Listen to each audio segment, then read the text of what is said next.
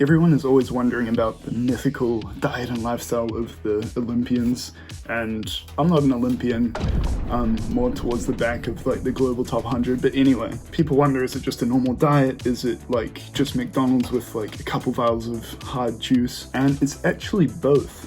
Wait, no, I wasn't meant to say that. In a sport like track and field, which is what I do, there's only so much training you can do, which makes things like your sleep, your diet, your recovery a lot more important, because these are the only things you can really put that extra effort into. Like, anyone can train hard for an hour or two a day, right? And between my training knowledge and my master's degree in nutrition, I feel like I have things reasonably dialed in to fit my training. So now that you're here, what do I eat? Let's find out.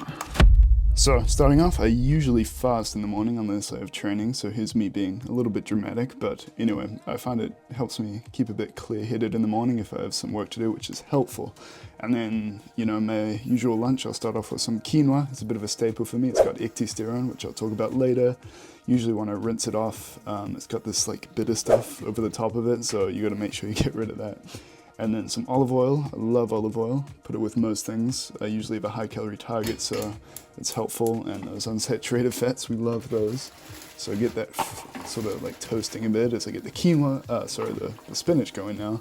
And now the micronutrient dense staple, so get that green goodness in the microwave. That's pretty simple. I usually buy frozen because it maintains more of the weight when you cook it. So, and then I add the water to the quinoa, I put in some turmeric, some cayenne pepper, a bit of salt and pepper.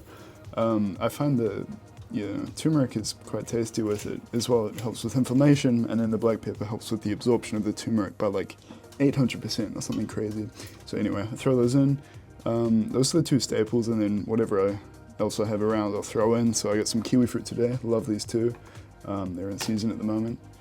So throw in a bit of those. Oh, the spinach is ready. So we drain that, and then I rinse it with cold water so I don't burn my hands. But anyway, drain that boy again.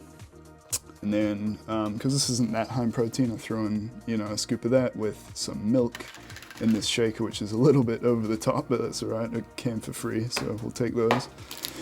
So that's what we got so far. Throw in a bar there as well, and bang, the quinoa's ready. That golden goodness, and those are the macros. Alright, so now I'm like an hour away from heading over to training, and I've got just a pre-training snack here. I got a couple bars and a handful of candy. A bit of a sweet tooth, and if you're gonna have some sugar in your diet, I'd recommend putting it right before training, because then, like carbs in general, you want before training, and sugar's not gonna spike your blood sugar in the same way that you will if you're not being active after eating it. So there's that. Like a cleaner alternative would be some fruit. They got some more micronutrients than these will, and that's usually a better way to go, but this is working for me at the moment, so I'm gonna do that.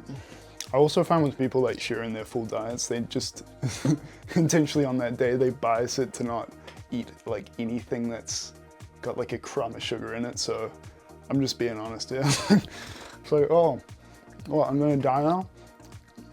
Am I gonna die? So, off to training now. I got some accelerations to do.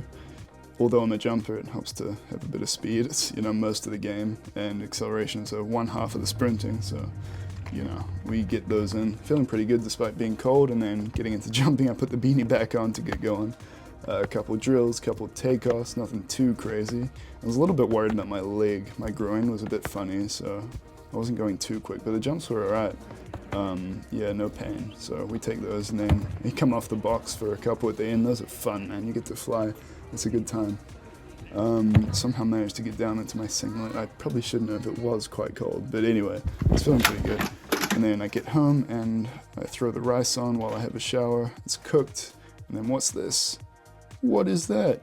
It's something I made the day before, so how did we make it? So basically, it's some chickpeas, some lentils, some chicken, a bit of honey soy sauce. So we'll start with the chicken. I tried cutting this up like a vegetable. It looks kind of strange, but it was pretty quick. I might do it again.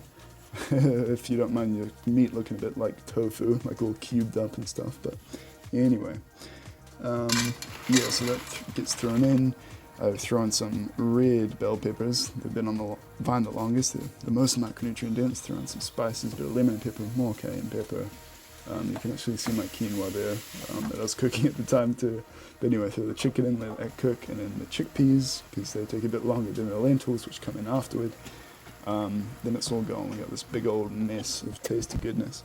And then I usually just alternate with the sauces, and today I had this honey soy stuff, which wasn't too bad. It doesn't look that appetizing, it's quite dark, but it's pretty good. I also threw in some wedges in the air fryer, because with the air fryer you're not running into those high temperature seed oils, which kind of wreck you with inflammation from deep frying.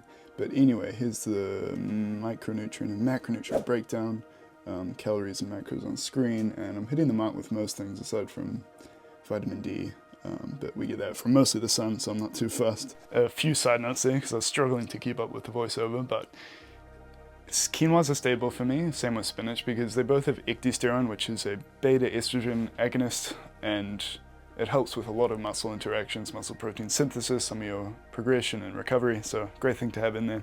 They're also both very micronutrient dense. And my philosophy with some of the less healthy things like the candy and the wedges, if you're already hitting all your micronutrient markers, which I was, aside from vitamin D, but we get that from the sun, of course, you know, there's not too much point having even more micronutrient dense foods because you already have enough, right? So in that circumstance, I don't mind some, you know, less healthy things. But anyway, hope you enjoyed, hope you learned something, hope it was somewhat entertaining, and I'll see you next time.